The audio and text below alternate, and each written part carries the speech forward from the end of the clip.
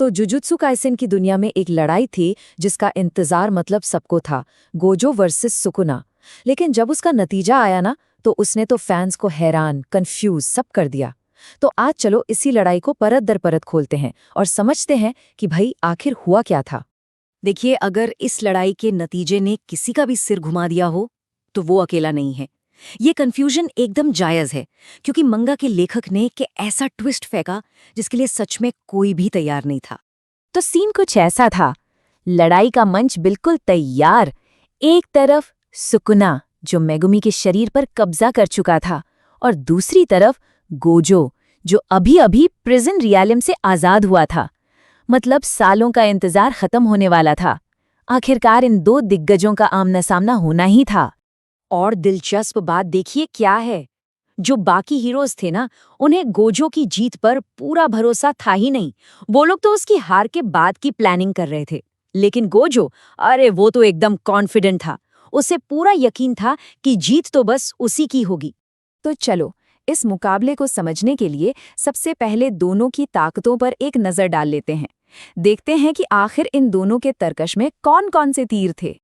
तो देखिए, एक तरफ था गोजो अपनी खानदानी 6 आइज और लिमिटलेस तकनीक के साथ, और दूसरी तरफ सुकुना जिसके पास थे उसके वो खतरनाक स्लैश अटैक्स, किसी भी तकनीक को कॉपी करने की काबिलियत, और सबसे बड़ा हथियार मेगुमी की 10 शैडोज तकनीक।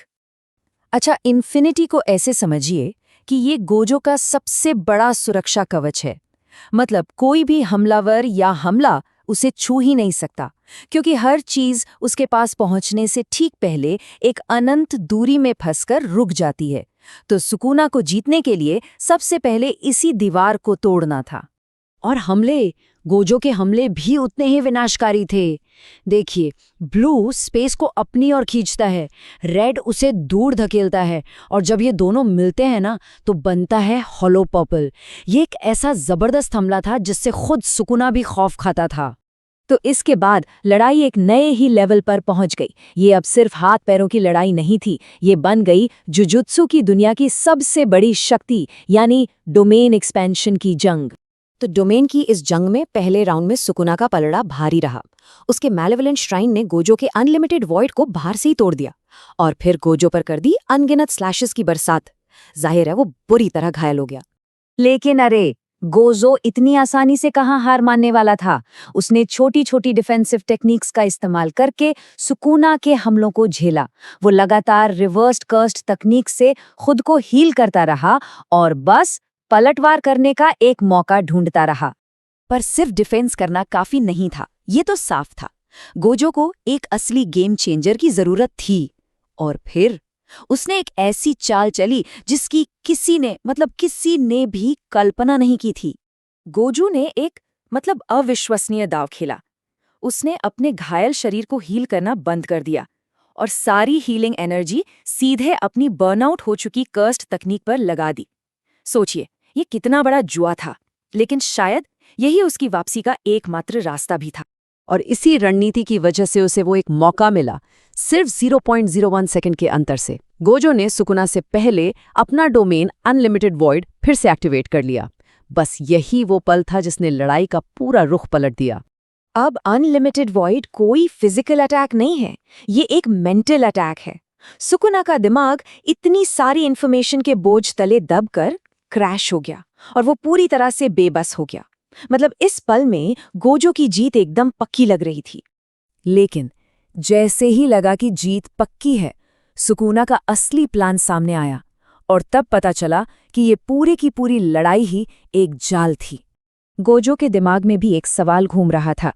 वो जानता था कि 10 शैडोज का सबसे शक्तिशाली शिकिगामी माहोरागा किसी भी हमले के हिसाब से खुद को ढाल सकता है, अडेप्ट कर सकता है। लेकिन माहोरागा को तो बुलाया ही नहीं गया था, तो फिर ये सब हो कैसे रहा था? और फिर वो भयानक सच सामने आया। सुकुना ने अनलिमिटेड वॉइड का सारा असर खुद झेलने के बजाय मेगुमी की आत्मा पर डाल दिया था। कीमत मेगुमी चुका रहा था, जबकि पर्दे के पीछे माहोरागा गोजो की तकनीक के खिलाफ खुद को तैयार कर रहा था। क्या चाल थी! ये सच जानने के बाद गोजो ने अपना आखिरी दांव खेला।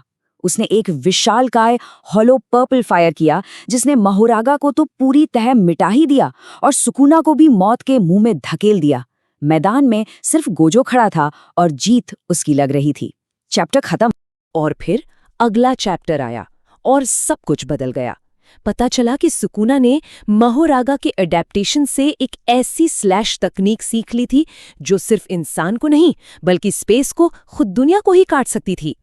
और बस यहीं से फैंस की नाराजगी शुरू होती है। देखिए, असल मुद्दा गोजो की हार नहीं थी, बल्कि जिस चौंकाने वाले और अधूरे तरीके से उसे दिखाया गया वो था। सबसे बड़ी आलोचना यही हुई। एक चैप्टर के अंत में गोजो को विजेता दिखाया गया और अगले ही चैप्टर की शुरुआत में वो मरा हुआ था। बीच में क्या हुआ, कैसे हुआ, ये दिखाई बिना। फैंस को लगा जैसे सिर्फ शॉक वैल्यू के लिए कहानी को अधूरा छोड़ दिया गया। लेकिन सबसे बड़ा सवाल तो गोजो के किरदार पर ही उठ गया। अपने आखिरी पलों में उसे ऐसे दिखाया गया जैसे उसे सिर्फ सुकुना से लड़ने में मजा आया और अपने स्टूडेंट्स या दुनिया की कोई परवाह ही नहीं थी। ये उस गोजो के कैरेक्टर के एकदम खिलाफ था जिसे फैंस इतने सालों से जानते और पसंद करते थे।